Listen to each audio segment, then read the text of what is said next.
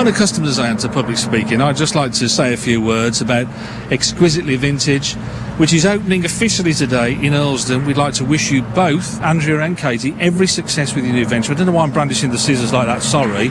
And it gives me great pleasure to declare officially this store open. Yay! I've got the scissors stuck on my finger now. I've got to go home with that, thank you. So can we go inside? Is that okay? Can we? Oh, thank you. This is wonderful. It's so light and airy in here as well. This is fantastic. And as you walk in, let me give you... Oh, it smells nice. It smells new, doesn't it, Andrea? Yes. You've been painting again, Katie, have you? You've been doing some painting in here or something. We'll talk about your artwork in a second. It smells new. It's bright. It's fresh. There's Union flag bunting up in here as well.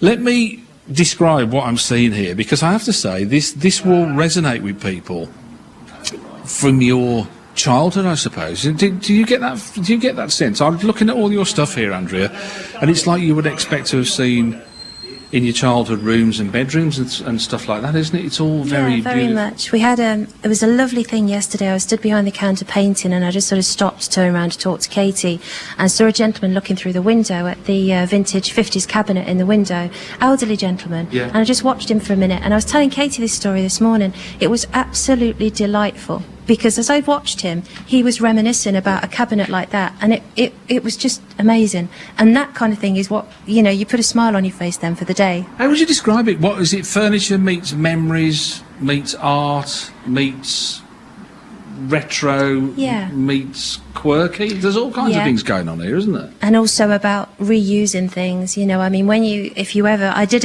an item for Stoke Park School. I went and helped their business students there, because I used to work there, and I had to research how much landfill gets used with old furniture, and it was incredible. It was like millions of tons of old furniture that just gets thrown away. And not unsalvageable old furniture, just old furniture that we can't be bothered with. Too much, there's no expertise to rebuild it. Exactly, and it's out of fashion, or it might be a bit broken, and so we kind of take that in and we re-love it and put it back out there. You do have a secret weapon in all of this, though, don't you? I do, and she's lovely, isn't she? She's just stood to our left, and I've just caught a glimpse. I'm sure I embarrass you on Twitter, because we keep having conversations. You'll tweet a picture, Katie, and I'll go, oh man, that is just amazing. I've just caught a glimpse of some. Is that your artwork on the wall there as well? Yeah, it is, yeah. So you do all kinds of stuff, including what I was always told not to do when I was a kid, and that was draw on the furniture. But then I didn't have your art skills. Maybe that's what it is. Yeah, I know, yeah. When did you decide that actually canvases and pieces of paper and all of that sort of stuff wasn't going to be enough? Andrea. Was it Yeah, it was Andrea. She was the one that started it off and said, oh, can you just draw on this cupboard for me, or this wardrobe, or chest of drawers, stuff like that. Yeah. But what you create is something that is I'm guessing is completely unique, but also could be bespoke. If somebody came to you and said, I like giraffes or whatever, have you got anything? Well, no, you probably haven't, but you could do something, couldn't you, really, as well? So it puts you in an incredibly strong position, doesn't it, now? Yeah, definitely. Yeah. What do you think about putting your art on furniture? How do you feel about that? Yeah, it's good. I'm enjoying it. Better than framing it, or...? I guess it's completely different, isn't it?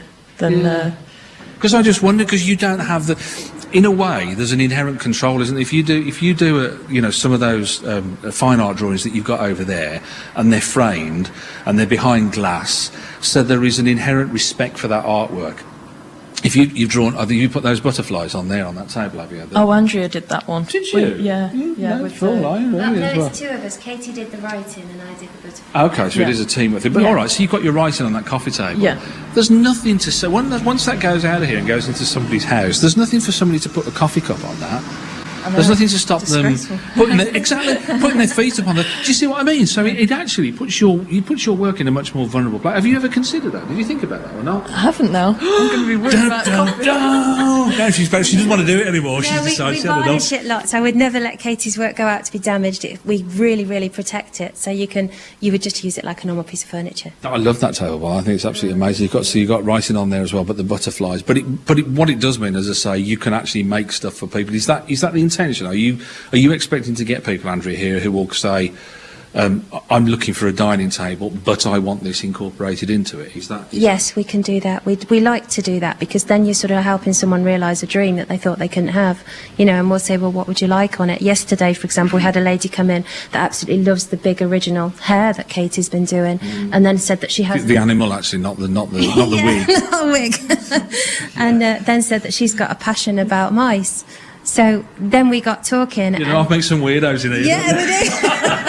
But they're lovely weirdos. Yeah. Sorry, she hasn't paid the bill yet. Oh, lovely weirdos, though. Yeah. So then Katie said, yeah, I could do some mice. But then at the same time, I remembered I've got some hand-carved mice, and I've just had somebody actually give me a lovely lady called Jan, who was very kind yesterday, and bought me a big truck full of treasure. And she gave me an old pew.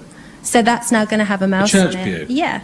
So that's now going to have a mouse on it once I've sanded it all down and reloved it. And then Katie will do a piece of art with mice on that we will display on the pew. So it all starts coming together from somebody coming into the shop. Just explain your background then. I'll come to you back to you in a second, Andrew. But Katie, this is all a far cry from drawing on people's shoes, isn't it? This as well, which is another thing that you do. Yeah. Sally, watch your feet, by the way, because she's been known to don't stand still too long because those white bits on the front will be drawn in and coloured in.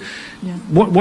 Tell me about how you got started in art and how did that all happen for you? I've always been doing art since a kid, and I started doing it after school and stuff, and then went to uni to do it in Leicester, to Montfort. Right.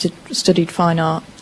And then since then I just carried on doing it. Did you? What age did you? I remember I went to school with a guy called John Wynne, and I'll never forget him because he could draw like nobody. He had the same skill and talent. Like he'd sit there and sketch like the owl that you've got there in the window. He'd sit there and sketch that on his school book, just as just like we're sitting here talking now. He just had that. When did you realise you had that natural talent? When did that? Probably GCSE, I think. Right. Yeah. You realised what you were doing was better than what other people were doing. Well, yeah, you're always told to like copy like a bowl of fruit, aren't you? They put it in the middle of the room, and I just thought, I don't want to be doing this. I want to be doing my own thing. Okay, so you were actually starting to. Part of the talent is choosing what you draw as well, is it really as well?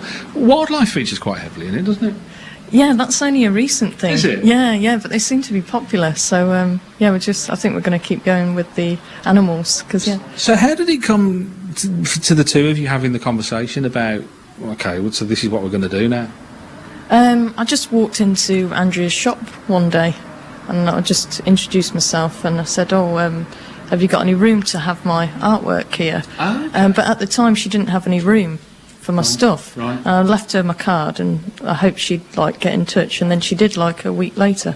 So, and that's how it all started. And the rest, as they say, is history, isn't it? Really. What about your background? Where do you come from to be standing in Earlsden in your shop today? Then? Well, initially I started off in my shed at home, which I think a lot of people do. Yeah. But it started years and years ago before the term upcycling existed. I was 19, got my first house, had no money whatsoever. I was just about covering the bills, and people were giving me old furniture, and I thought, well, this is amazing, but it's just old and brown, and what can I do with it? And I got cracking, and it worked. And then people sort of started saying to me, well, can you do that? And I was like, yeah, okay. And then I was able to afford a carpet and so on, and that's how it went on. But then, as a lot of people do, children came along, and I had to stop, and I went back into the normal world. And what was the normal world for you? Normal world for me was I did lots of things. I went into accounts, so I'd got the basic sort of bookkeeping under my belt, so that was good. Yeah, so that was quite good. Isn't it weird? It's like a path, isn't it, that kind of is all leading up to without planning it. Yeah. Then I was a PA, and that was good for helping me deal with people, and learnt loads of stuff that way. And then eventually I went to work at school, and that was great. The kids were amazing. I missed them, and they still come and see me, which is lovely. Send me messages on Facebook, etc. Good for you, Miss. They always call me Miss. Still call me Miss now. They do. I had a head teacher on the other day, and I called her Miss because she wasn't even my head teacher. It just forced of habit, didn't it? Really. What about the practical skills, though, Andrew? What about the woodworking and the fitting hinges and the fixing table legs and all of that kind of stuff? Do you do that? You do that, do you? Yeah, I do it, but Where I does also that come from? I used to watch my granddad a lot. I used to go and stand watching my granddad doing woodworking, but I also get help with the more difficult things. I only do the basics. My mum and dad are amazing. They support me so much. Dad will come and do the practical sides with me. Is he a woodworker or No, in by self-taught. profession? Or Again, just- self-taught. He was a mechanic, so self-taught. It's kind of like Yeah. sort of physical skill, Yeah. isn't it? I guess really. But Yeah, mum will then, she's great, even though I can do the bookkeeping, she's took that over from me, so I've got more time to do the creating. My husband Graham, he does his own business anyway. So What's he do? He's got like home maintenance business, so he's good at He's all quite that sort of handy. thing. So Yeah. he comes and does things that stump me, so he takes over from there. It's a right old commune, isn't it? They say. Have you got family members helping you as well? No, I haven't introduced them yet. They're not allowed in the shop at the moment. No, I know. I don't blame you. No, that's it. You don't want to rush into these things, do you? We'll talk about. I want to talk to you as well about what it's like to run a business, what it's like to start up, and all of that sort of stuff. So we'll talk about the technical side of all of that as well.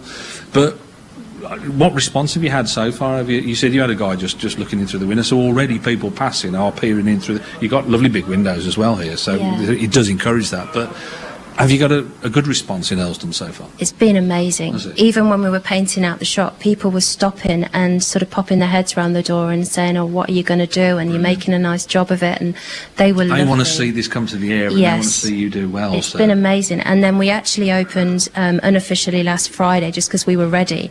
And it was that moment where you stand at the till and you think, are we going to take any money today? Are people going to like what we do? Are we okay? And there was a lady stood outside. We were supposed to open at 10. There's a lady stood outside at 10 to 10. And I said, I wonder if that lady wants to come in. It's a bit cold. I'll go and ask her. So I went and said to her, do you want to come in? And she said, yes, please. And by 5 to 10, we'd made our first sale. See, you don't get that in the big stores, do you? Ladies, stay there. Well, why wouldn't you? It's your shop. I'm the guest. I forgot. Sorry. It's 9:30. Let's get the latest travel news. Sarah Tilley.